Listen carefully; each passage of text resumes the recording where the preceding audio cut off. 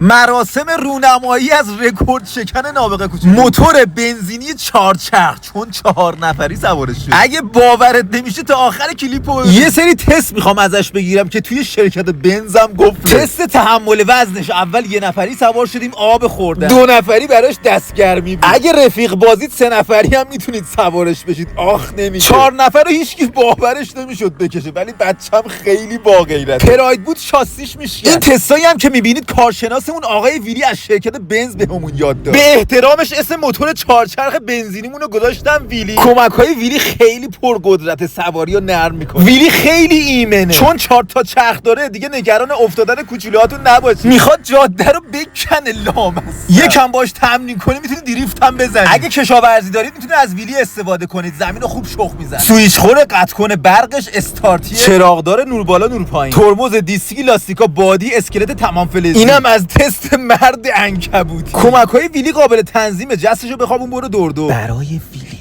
اقساط 5 ماه گذاشتم